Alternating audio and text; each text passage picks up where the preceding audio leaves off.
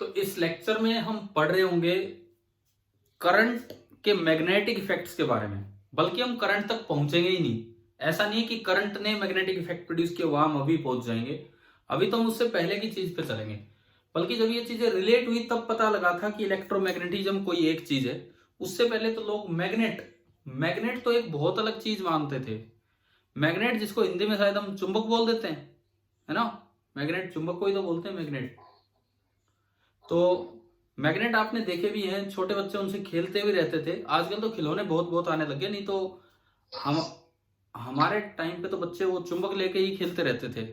एक चुंबक रख दी, एक दूसरी रख दी, उसके पीछे गए वो भाग ली, उसके पीछे गए वो भाग ली, दीवार आ गई वो पलट गई, पलट के उल्टी चिपक गई। समझ गए ना ये क्या क्या हो रहा है क्या नहीं हो रहा है। यस सर, हम भी खेलते थे। हाँ, तो ये है क्या, मतलब लोगों को तो बाद में पता लगा कि मैग्नेट अलग कुछ नहीं होता है। करंट के ही एक इफेक्ट को मैग्नेट बोलते हैं, करंट के ही एक इफेक्ट को मैग्नेटिज्म बोलते हैं। ये जो मैग्नेट वर्ड है, मैग्नीशिया कोई शहर कोई जगह थी, वहां से आया था। वहां पे एक ऐसे आयरन के ओर्स मिल रहे थे जो ओर पार्टिकल्स को अट्रैक्ट कर रहे थे, और उस ओर का नाम रख दिया गया मैग्नेटाइट। और ये जो मटेरियल बना, जो ये बनाया गया इस तरह की चीज, चुंबक जिसे हम बोलते हैं, उसे बोला मैग्नेट। मैग्नेट के यार कई नाम हैं। एक तो वर्ड हो गया मैग्नेट। मैग्नेट वर्ड कहां से आया? मैग्नेट वर्ड तो उस जगह के नाम से आया, समझ गए हो, जहां पे पहली बार चीज मिली है। ठीक है, एक इसका नाम ये स्टोरी भी है, किसी शेपर्ड ने ढूंढा था। क्या क्या कह रहे हो? अरे एक टाइम मैंने ये भी पढ़ा था सर, किसी शेपर्ड ने ढूंढा था। हाँ, मतलब ऐसा ही था ये। मतलब कोई वो घूम रहे थे, जैसे बहुत सी चीजें कलेक्ट करते रहते हैं, तो उन्होंने भी ढूंढ लिया था। लेकिन इन स्टोरीज पे भी बहुत ज्यादा भी विश्वास नहीं किया जा सकता है। पता नहीं, ये बहुत पुरानी बात है, उस समय का क्या इतिहास था क्या नहीं। मैग्नेट का एक और भी नाम होता है लीडिंग स्टोन। लीडिंग स्टोन क्यों बोलते हैं इसे? लॉर्ड स्टोन या लीडिंग? नॉर्थ साउथ डायरेक्शन में करता है। हाँ, क्योंकि एक freely suspended magnet on earth, a freely suspended magnet on earth always points towards the north direction, along the magnetic north direction, north south direction वो दिखा देता है हमें।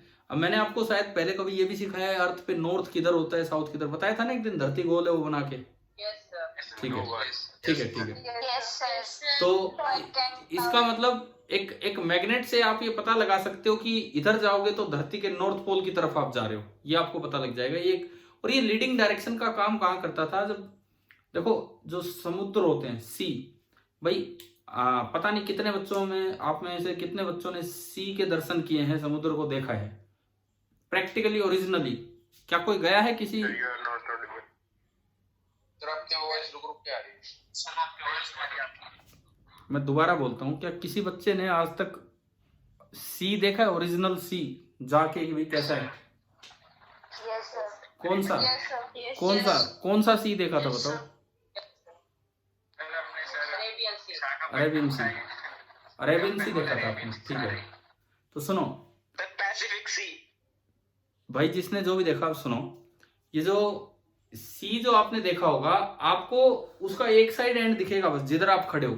दूसरी साइड कहीं एंड ही नजर नहीं आएगा, और उसमें वो आसमान यूं मिलता हुआ दिखेगा। अब जो लोग समुद्र में जाते हैं उनको तो एक एंड भी नहीं दिखता है, उनको एक एंड भी नहीं दिखता। हम तो एक साइड सी शोर पे खड़े थे इसलिए दिख गया, उनको एक एंड भी नहीं दिखता। उनको चारों तरफ ऐसा लगेगा जैसे पानी पानी और चारों तरफ आसमान मिला हुआ है। तो वो लोग कैसे अपनी डायरेक्शन का अंदाजा लगाते हैं कि भाई नॉर्थ किधर है साउथ किधर है? तो ऐसा करने के लिए उनके पास मैग्नेटिक कंपास निडल होती है। निडल जिधर पॉइंट करेगी वो नॉर्थ की और साउथ की डायरेक्शन होगी, और उससे वो अंदाजा लगा लेते हैं नॉर्थ साउथ इधर, तो मेरे एक साइड में ईस्ट है एक साइड में वेस्ट है, और तब वो अपने स्टेशन तक पहुंच पाते हैं, डेस्टिनेशन तक पहुंच पाते हैं। तो उनके लिए बहुत जोरदार काम था मैग्नेट का, इसीलिए इसको लीडिंग स्टोन या लॉर्ड स्टोन बोला जाता है। क्लियर है ना ये वाली बात? ठीक है, एक और भी इसका नाम था किसिंग स्टोन। किसिंग स्टोन क्यों बोलते हैं इसे? हमेशा चिपकती रहती है, क्योंकि ये आयरन पार्टिकल्स को अपनी तरफ अट्रैक्ट कर लेता है, तो इसलिए इसको किसिंग स्टोन भी बोलते हैं। और हम भारतीयों को सबसे अच्छा नाम यही लगा, इसीलिए मैग्नेट को हिंदी में क्या बोलते हैं? चुंबक। वो चुंबक। उन्होंने ना इतने नाम थे उन्होंने किसिंग स्टोन की हिंदी बना ली, बोले भाई ये नाम बढ़िया है, ये रखो, तो वो चुंबक नाम हो गया। ठीक है, समझ में आया ना, मतलब क्या है क्या नहीं है नाम इसके, किस तरह से। ठीक है, अब देखो हम इस चीज पे बाद में चलेंगे कि ये करंट कैरिंग वायर ही मैग्नेटिक फील्ड फैलाती है, मूविंग चार्ज मैग्नेटिज्म फैलाता है। असल में होता क्या है, देखो जो स्टैटिक चार्ज है, स्टैटिक चार्ज, स्टैटिक मतलब रुका हुआ चार्ज, वो अपने आसपास एक फील्ड फैलाता है जिसको नाम दिया गया, जो हम पढ़ के आए पीछे, उस फील्ड को क्या नाम दिया गया, इलेक्ट्रिक फील्ड। लेकिन अगर वो चार्ज मोशन में भी आ जाए, अगर वो चार्ज मोशन में आ जाए तो एक दूसरा फील्ड और फैला देता है, और उस फील्ड को क्या नाम दिया गया, मैग्नेटिक। तो दरअसल मैग्नेटिक फील्ड का सोर्स तो केवल एक ही है, क्या, मूविंग चार्ज। स्टैटिक चार्ज वाली बात जैसे कूलम को श्रेय दिया जाता है इस चीज का, कूलम्स लॉ, ऐसे ही मूविंग चार्ज वाली चीजें, ऑस्टेड एक साइंटिस्ट थे भाई, ये नहीं देखो, आप अपना खुद म्यूट कीजिए जो भी है बच्चा, ऐसे डिस्टर्ब नहीं।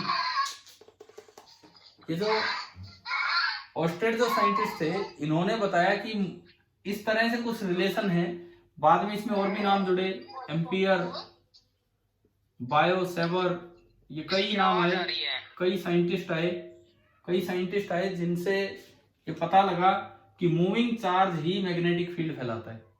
अच्छा, उसके बाद एक नई डिस्कवरी हुई, मैग्नेटिक फील्ड अगर टाइम के साथ चेंज हो रहा है, मैं आपको एक बार एक पूरा पिक्चराइजेशन देता हूं क्या है।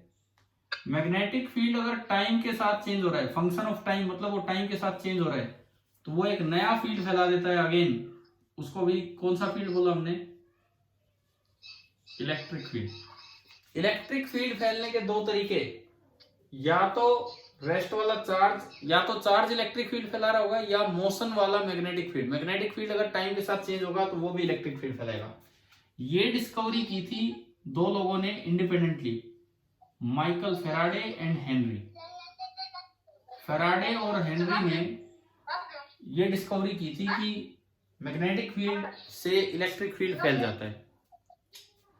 और एक डिस्कवरी बाद में हुई थी कि अगर electric field as a function of time है, यानी कि अगर कहीं इलेक्ट्रिक फील्ड टाइम के साथ चेंज हो रहा है तो वो फैला देते हैं। यार देखो भाई, ये जो भी बच्चा है, आप जिसकी तरफ से आवाज आ रही है वो अपना ये म्यूट कीजिए ना प्लीज, नहीं फिर मैं सबको म्यूट करूंगा, क्या फायदा है। देखो अब सुनो, ये चार बातों पर ध्यान देना आप, चार जरूरी चीजें। और ये आखिरी बात बताई थी मैक्सवेल ने, मैं साइंटिस्ट के नाम के साथ बता रहा हूं। सबसे पहली बात, खाली इलेक्ट्रिक चार्ज है, मोशन नहीं है, तो वो कौन सा फील्ड फैलाता है, इलेक्ट्रिक फील्ड।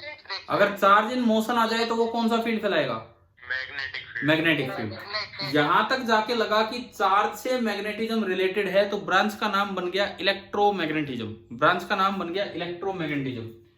फिर फेराडे ने एक्सीडेंटली एक डिस्कवरी की, हेनरी ने भी वही डिस्कवरी किसी और देश में की थी, एक इंग्लैंड में हुई, एक यूएसए में हुई, कि ये जो मैग्नेटिक फील्ड अगर कहीं टाइम के साथ चेंज होता है, एक वायर रखी और मैं मैग्नेट उसके पास ले जाऊं, मैं वायर के पास मैग्नेट ले जाऊं, तो उसमें करंट फ्लो कर जाता है।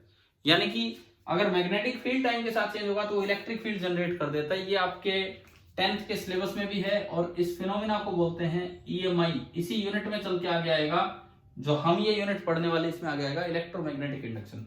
और फिर बाद में मैक्सवेल ने बताया सिमेट्री का यूज करते हुए कि जब मैग्नेटिक फील्ड अगर टाइम के साथ चेंज हो रहा है वो इलेक्ट्रिक फील्ड फैलाता है, तो इलेक्ट्रिक फील्ड अगर टाइम के साथ चेंज होगा वो भी क्या फैला देगा वहां पे, मैग्नेटिक फील्ड। टाइम के साथ चेंज होने वाले इलेक्ट्रिक फील्ड को एक करंट का नाम दिया गया, जिसको बोलते हैं डिस्प्लेसमेंट करंट। क्यों दिया अभी बताता हूं, जिसको बोलते हैं डिस्प्लेसमेंट करंट। टाइम के साथ अगर इलेक्ट्रिक फील्ड कहीं चेंज होगा तो उसको नाम दिया डिस्प्लेसमेंट करंट। देखो मूविंग चार्ज को भी हम करंट बोलते हैं भाई, अगर चार्ज मोशन में है तो क्या हम उसे करंट बोलते हैं कि नहीं, अभी तो पढ़ के आए पीछे, ठीक है। और इसको भी एक करंट का नाम दे दिया। इलेक्ट्रिक फील्ड अगर टाइम के साथ चेंज हो रहा है तो वो भी एक करंट बोल दिया, डिस्प्लेसमेंट करंट। तो यूं कहा गया मैग्नेटिक फील्ड का सोर्स एक ही है, ये जो चुंबक का जो काम है उसका जो सोर्स है वो एक ही है, केवल और केवल करंट। वो ऐसा भी करंट हो सकता है जहां चार्ज मोशन में हो, वो ऐसा भी करंट हो सकता है जहां इलेक्ट्रिक फील्ड टाइम के साथ चेंज हो रहा हो। यानी कि करंट प्रोड्यूसेस मैग्नेटिक फील्ड, और मैग्नेटिक फील्ड वही फील्ड है जिसमें जो लोहे को अट्रैक्ट कर लेता है और इस तरह की चीजें ये है। तो आप ये बताओ, ये चार बेसिक बातें हैं इलेक्ट्रोडायनेमिक्स की। इलेक्ट्रोडायनेमिक्स इस ब्रांच को हम बोलते हैं। क्या ये चार पॉइंट आपको समझ आ गए हैं क्या? Yes. इनको अपने एक समरी की तरह four important points of electrodynamics बना के नोट कर लो। मैं बोल देता हूं क्या चार पॉइंट्स हैं। Four important points of electrodynamics. सबसे पहला, static electric charge produces electric field. हाँ, मैं आराम से बोल रहा हूं, आप लिख लो आराम से। Four important conclusions of electrodynamics. Electrodynamics के चार इंपॉर्टेंट कंक्लूजन क्या क्या हैं वो मैं आपको बता रहा हूं। सबसे पहला, static electric charges produce electric field. क्या पहला पॉइंट आपको समझ आ गया है? Sir, repeat करें. Static electric charges produce electric field. Static electric charges produce electric field. पहला पॉइंट क्लियर है? देखो, इतनी देर में तो मैं ये लिख ही देता, मैं 4-5 बार मुझे बोलना पड़ रहा है तो मैं ये चार पॉइंट लिख देता हूं ना। पहला point, static electric charges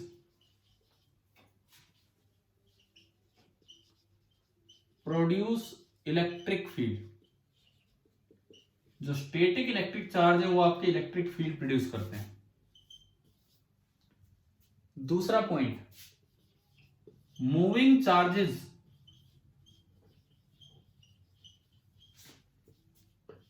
produce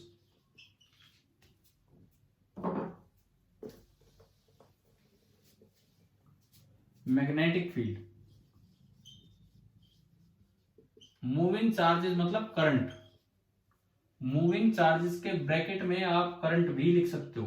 they produce magnetic field. तीसरा point,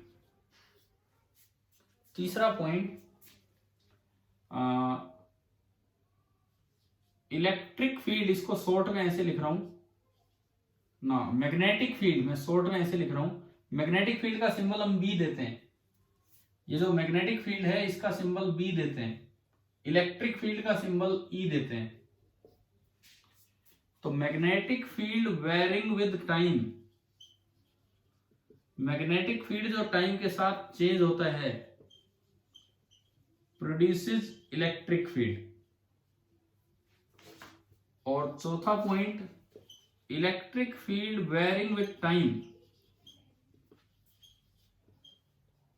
electric field varying with time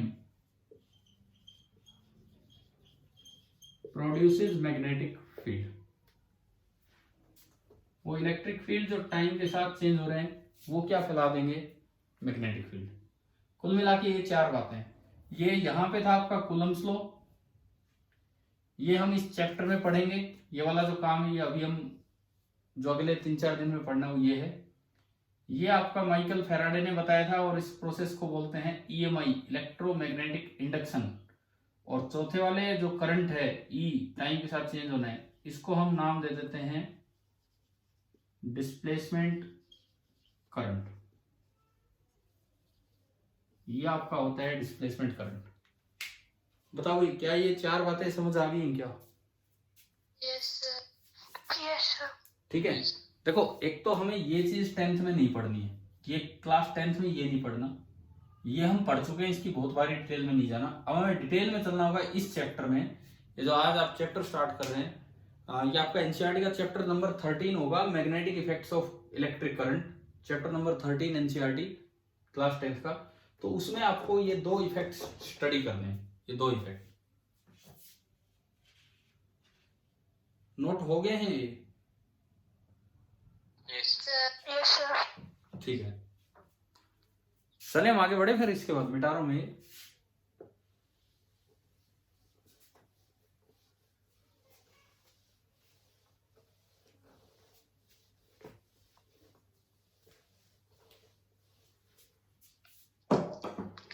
अब देखो इसमें मतलब इन कंक्लूजन्स की डिटेल में जाने से पहले मुझे लगता है कि हमें उस चीज की तरफ जाना चाहिए जहां से शुरुआत हुई। आप और हम बचपन में जो देखते आए हैं, एक बार मैग्नेट देखा आपने? एक सीधा सीधा सीधा जो मैग्नेट सा होता है, अभी तो नहीं रखा मेरे पास, नहीं मैं आपको दिखाता यहाँ। तो हम अपनी शुरुआत करते हैं बार मैग्नेट से।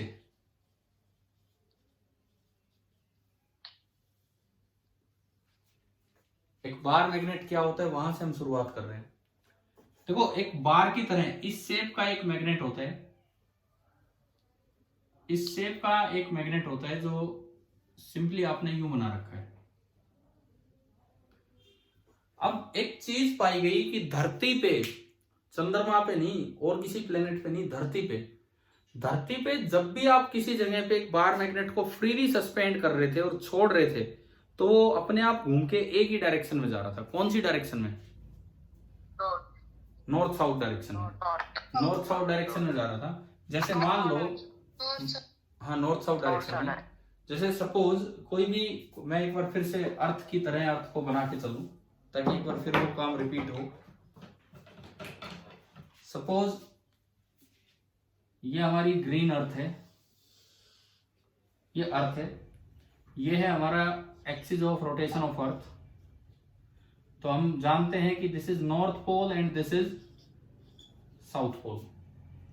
मैं अगर धरती पे इस किसी लोकेशन की बात करूं, ऑलमोस्ट इंडिया के आसपास, यहां में गया तो बताएंगे कि नॉर्थ डायरेक्शन याद है आपको? एक शॉर्टेस्ट कर्व बनाए और उस पर टेंजेंट डाले तो ये डायरेक्शन होगी नॉर्थ, इससे अपोजिट साउथ। इस नॉर्थ के 90 डिग्री आप राइट की तरफ गए तो ये ईस्ट, और नॉर्थ के 90 डिग्री लेफ्ट की तरफ आए तो ये आपका वेस्ट। तो क्या धरती पे इस जगह आपको नॉर्थ साउथ ईस्ट वेस्ट समझ आ गई? ठीक है। अब इस जगह अगर मैं किसी मैग्नेट को फ्रीली सस्पेंड कर रहा था, इस जगह अगर मैं किसी मैग्नेट को फ्रीली सस्पेंड कर रहा था तो हर बार वो अपने आप नॉर्थ साउथ के अलोंग जाके रुक रहा था। मतलब मैंने इसको वर्टिकली सस्पेंड किया। ये देखो भाई, ये वर्टिकल डायरेक्शन है, धरती के सेंटर की तरफ जो जाए वो वर्टिकल डायरेक्शन है। समझ आ गया ना ये कैसे बनाया मैंने? ठीक है। तो धरती पे कहीं भी आप मैग्नेट को फ्रीली सस्पेंड कर रहे थे तो वो अपने आप उस जगह की नॉर्थ साउथ डायरेक्शन में जा रहा था। तो बताओ नॉर्थ पोल कौन सा पोल है इनमें से? जो नॉर्थ की तरफ गया वो या जो साउथ की तरफ गया वो? जो नॉर्थ की तरफ गया। ये नाम ही ऐसे बने थे, नाम ही ऐसे बने थे। नॉर्थ की तरफ जाने वाले पोल को क्या नाम दिया गया मैग्नेट का? North pole. नॉर्थ की तरफ जाने वाले पोल को नाम दिया गया मैग्नेट का नॉर्थ पोल, और साउथ की तरफ जाने वाले पोल को नाम दिया गया मैग्नेट का साउथ पोल। अब होता क्या है, मैग्नेट की ये दो प्रॉपर्टी हैं कि अगर आपको दो अलग अलग मैग्नेट दिए गए हैं, ये नॉर्थ साउथ है, और एक दूसरा मैग्नेट और दिया गया है इसके पास, ये नॉर्थ ये साउथ है, तो इसका साउथ इसका नॉर्थ की तरफ रखा तो ये अट्रैक्ट करेंगे कि रिपेल करेंगे? अट्रैक्ट। अनलाइक पोल अट्रैक्ट करते हैं। लेकिन अगर आपने इसको पलट के रख दिया नॉर्थ साउथ, और इसको इसी तरह रखा, ये नॉर्थ और ये साउथ, अब ये क्या करेंगे एक दूसरे को? रिपेल। तो इस प्रॉपर्टी को हम बहुत ही सिंपली याद रखते हैं कि like poles repel, unlike poles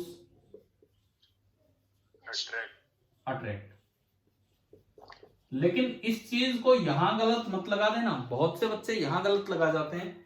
यहां जब सवाल पूछा जाता है कि अर्थ का नॉर्थ पोल किधर जाएगा, तो बच्चे सोचते हैं कि नॉर्थ तो साउथ की तरफ अट्रैक्ट होगा, तो नॉर्थ तो साउथ की तरफ जाएगा। वो तो दो मैग्नेट के पोलों जब की बात है। ये तो नाम कैसे पड़ा, इनके नोमेनक्लेचर कैसे है वो देख रहे हैं हम, कि इसको जो पोल नॉर्थ की तरफ जाता है उसको बोलते हैं हम नॉर्थ पोल, और जो धरती की साउथ डायरेक्शन की तरफ जाता है उसको बोलते हैं साउथ पोल। क्या किसी बच्चे के दिमाग में ये तो नहीं था कि नॉर्थ की तरफ साउथ पोल जाएगा और साउथ की तरफ नॉर्थ? तो ये चीजें पहले आई हैं 8th क्लास में या कौन सी क्लास में, जिस भी क्लास में। Yes sir. ठीक है। तो वही मैग्नेट अब आगे बढ़ेगा। तो ये तो हमें याद ही रखना है कि जो नॉर्थ सीकिंग पोल है, नॉर्थ सीकिंग पोल किसके लिए मैं कह रहा हूं, ये मैं बात कर रहा हूं for a freely suspended magnet on earth, for a freely suspended magnet on earth, for a freely suspended magnet on earth. पहला पॉइंट, नॉर्थ की तरफ जाने वाला pole is called north pole, and south seeking pole, south seeking pole is called south pole. South की तरफ जाने वाला जो पोल है उसे हम बोल देते हैं साउथ पोल, और नॉर्थ की तरफ जाने वाला जो पोल है उसे हम बोल देते हैं नॉर्थ पोल। अब इसमें एक और सवाल आता है, क्या ये नॉर्थ और साउथ पोल्स सच में कुछ हैं कि ये जस्ट एक मैथमेटिकल अजम्पशन है? क्या मैग्नेट के अंदर कोई ऐसी खास बात है कि ये अलग से यहाँ पोल होते हैं, ये जस्ट एक मैथमेटिकल अजम्पशन, अजम्पशन है? ऐसा कुछ नहीं है, कुछ भी कंसंट्रेटेड नहीं है यहाँ पे। हाँ, ऐसा कुछ भी नहीं है। तो ये पॉइंट भी अपना याद रखिए कि these poles are only mathematical assumptions. ये जो पोल्स हैं, ताकि हम रिजल्ट्स को थोड़ा आसान बना सकें, याद रख सकें, रिजल्ट्स निकाल सकें, इसके लिए इनको बस ये बनाया गया, ऐसा सोचा गया है, ऐसा कुछ होता नहीं है अलग सा।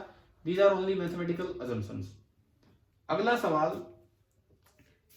ये पोल होते कहाँ हैं मैग्नेट में? बीच में, एंड पे, बिल्कुल एंड पे, या एंड से थोड़े अंदर?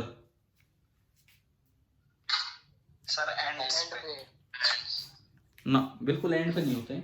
ये और सुनो आप, ये आप ये लिखते चलना भाई, ये एक दो चार जो बातें आती जा रही हैं बोर्ड पे, अपने कैसे भी करके बार मैग्नेट की प्रॉपर्टीज बनाते चलना। ये लिख रहे हो ना साथ साथ?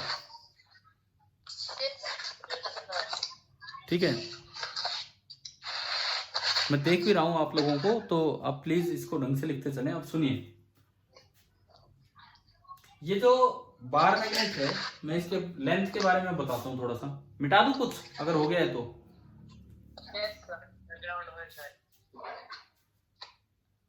हाँ भाई, सभी ने लिख लिए?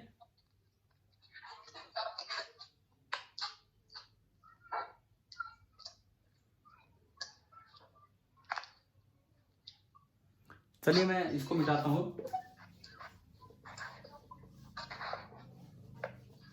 अब देखो, कि जो भी एक बार मैग्नेट होता है, यार आप लोग ना, ये कोई गाड़ी लगा के बैठे है, कोई अपनी फोटो लगा के बैठे, मैं कहता हूँ वीडियो ऑन किया करो, ताकि मुझे भी तो मजा आए पढ़ाने में। सर बच्चे रो रहे हैं? क्या कह रहे हो?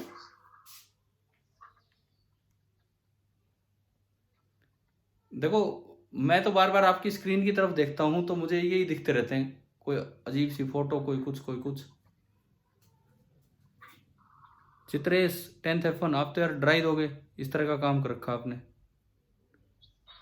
देखो सुनो, ये जो मैग्नेट है, इसमें जो पोल्स होते हैं वो स्लाइटली इनवर्ड होते हैं, थोड़े अंदर होते हैं। मैथमेटिकल अजम्पशन है, कहाँ हम मानते हैं जहां मैक्सिमम अट्रैक्शन फोर्स लगेगा किसी मैग्नेट पे, किसी बाहर वाले पे, तो ये थोड़े अंदर होते हैं इधर।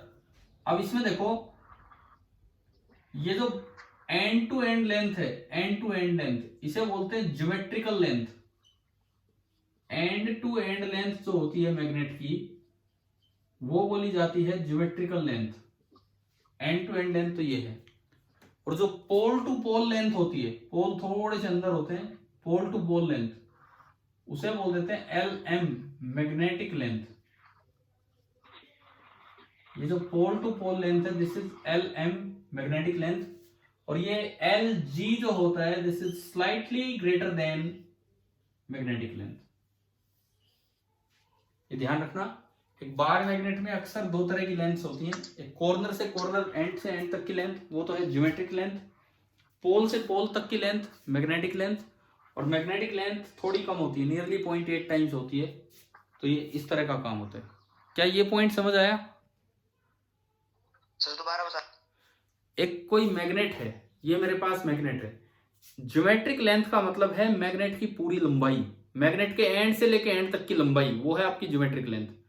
मैग्नेटिक लेंथ का मतलब है जो अपने पोल से ज्यूम किए हैं वो थोड़ी सी अंदर मानते हैं, पोल से पोल तक की जो दूरी होती है, पोल से पोल तक की जो दूरी होती है उसे हम बोलते हैं ज्योमेट्रिक लेंथ, वो आपकी होती है ज्योमेट्रिक लेंथ।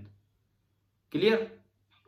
ना ना ना, दोबारा बोलता हूं, पोल से पोल तक की जो दूरी होती है ज्योमेट्रिक नहीं, उसे हम बोलते हैं कौन सी लेंथ?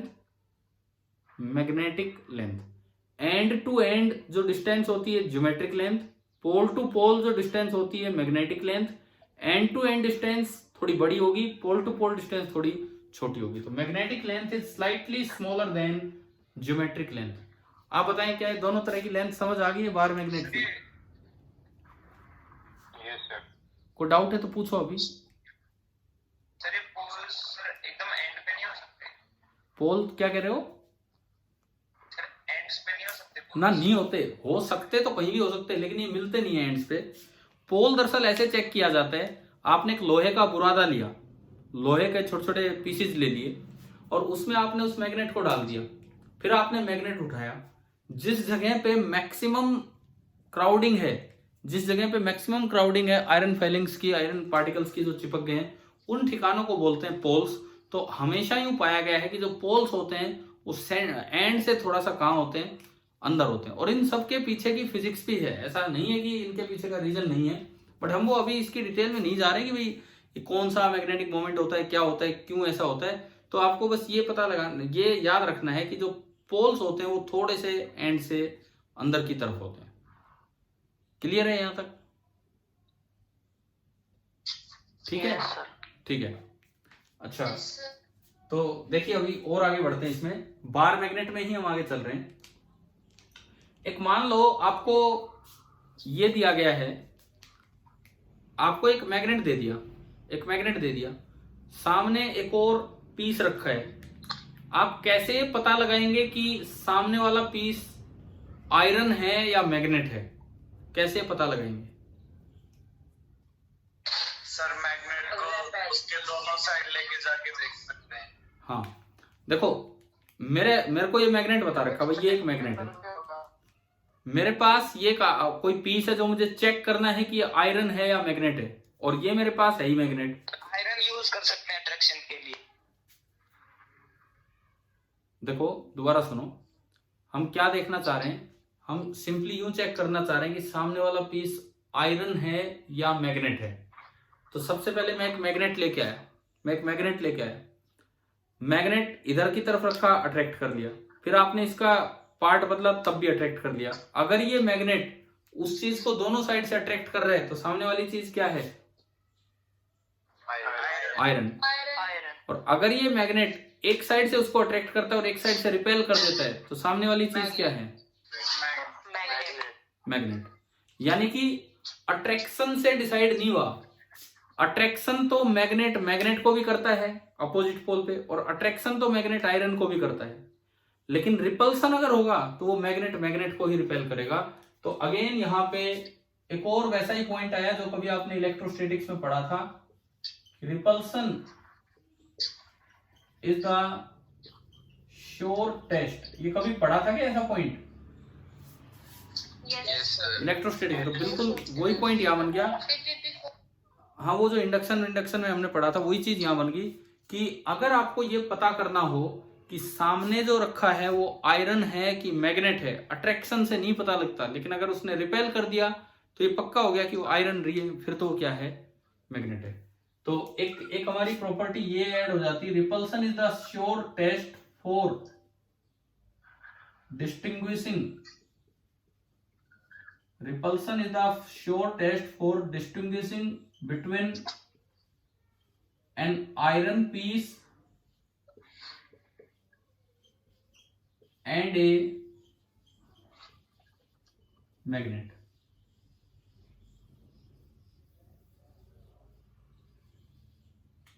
क्लियर? समझ आ गया? ठीक है। अब मैं आपसे एक और सवाल पूछता हूं आपसे। आपको मैंने एक आयरन पीस दिया और एक मैग्नेट पीस दिया, ढंग से जवाब देना है, समझ लो पहले क्या सवाल है।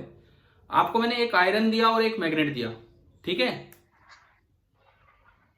बिना कुछ और यूज किए, केवल इन दोनों का यूज करके आप कैसे डिसाइड करेंगे कि कौन सा आयरन है और कौन सा मैग्नेट है?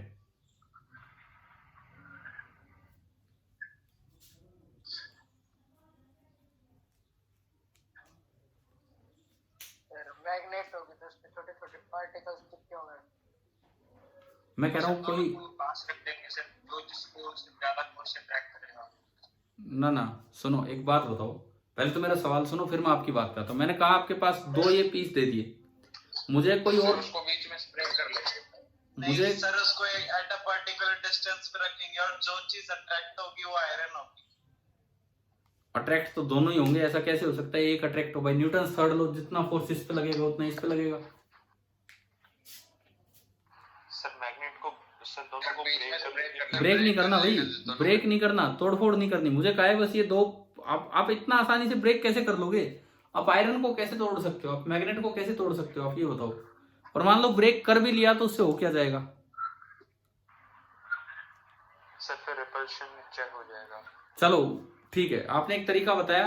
अगर मैग्नेट को ब्रेक करोगे तो उसमें तो पोल्स बनेंगे, उल्टा पुल्टा रख के देखोगे तो कभी तो रिपेल करेगा, आयरन में रिपेल नहीं करेगा।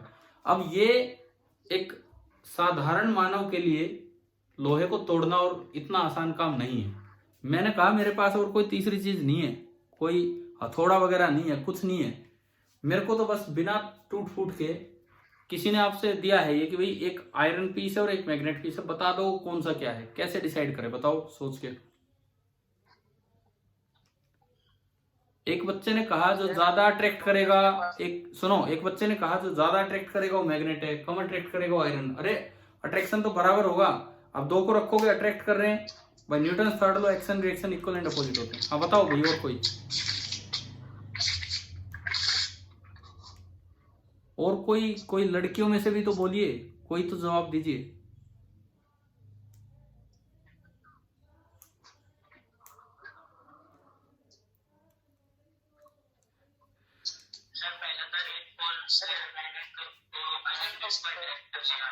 दोबारा एक मिनट, आपकी आवाज क्लियर नहीं आ रही, दोबारा बोलेंगे?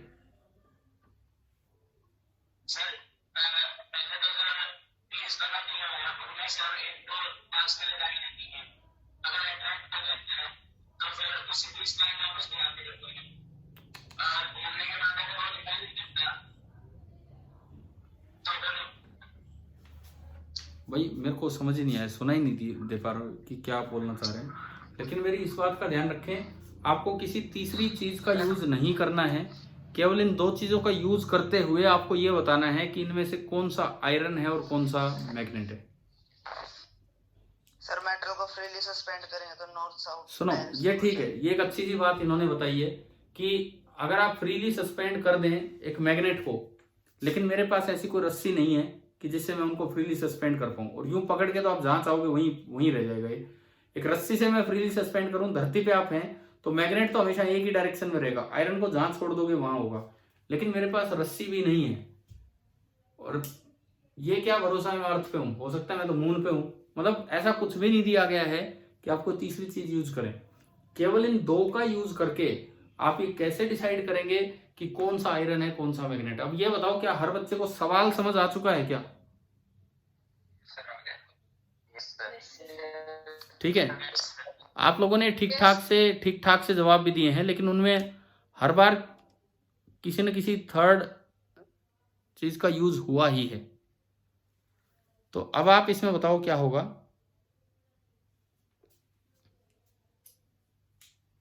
बस ये ऑलमोस्ट आज की क्लास का ये लगा लो कि लास्ट सा पार्ट चल रहा है, कल हम कंटिन्यू करेंगे। आज हमने मैग्नेट की 4 बेसिक बातें सीखी हैं, मैग्नेट की नहीं, एक इलेक्ट्रोडायनेमिक्स की, और फिर थोड़ा बार मैग्नेट पढ़ा है। कितना टाइम बचा है इस मीटिंग का, देख के बताना। 1 मिनट। अच्छा 1-2 मिनट ही है ना, तो आप ये होमवर्क में ले जाओ। 1-2 मिनट ही है तो आप ये सवाल, बिकॉज ये तो सोचने वाला सवाल है, आप ये होमवर्क में लीजिए कि आपके पास दो ना, बिल्कुल पॉसिबल है, ये मैंने अभी बता दिया, बिल्कुल पॉसिबल है। आपको ये सोचना है, मैं फिर से बता दूं कि आपके पास 2 पीसीज हैं ए एंड बी, इनमें से एक आयरन है और एक मैग्नेट है। बिना किसी तीसरी चीज का या बिना तोड़े फोड़े आपको ये बताना है कि मैं इन दोनों का ही यूज करके आपस में कैसे डिसाइड करूं कि कौन सा तो आयरन है और कौन सा मैग्नेट है। चलो ये बताओ, क्वेश्चन आ गया समझ? ठीक है, हम अपनी कल की क्लास की शुरुआत यहीं से करने वाले हैं कल, कि भाई ये आपने कैसे डिसाइड किया कैसे नहीं। तो चलिए, हमने आज एक मैग्नेटिज्म की शुरुआत की है। आज कौन सा डे है? शायद ट्यूसडे, वेडनेसडे। ठीक है, कोई नहीं। तो अगले तीनों दिन ये आपका जो पार्ट है जो इस बार वाले टेस्ट में आना है ये हो जाएगा कवर। अगले तीनों दिन इसकी डिटेल में तो हम आगे चलेंगे, लेकिन इस टेस्ट में थोड़ा बहुत मैग्नेटिज्म से रिलेटेड क्वेश्चन आ सकते हैं। कोशिश करेंगे हम कि इतना हो जाए कि आप वहां तक पहुंच पाओ, कर पाओ उन चीजों को। शायद कर ही लोगे, बिकॉज इतना बड़ा काम नहीं है, लेकिन ये आज वाला काम आप करके लाना। ठीक है, कल मिलते हैं हम उसी टाइम। हमारा ये टाइम फिक्स ही है अब रोज का 4 से 5:20। ठीक है भाई, चलिए ठीक है सर। ओके, चलो बाय। अब एंड करता हूँ मीटिंग। Bye sir.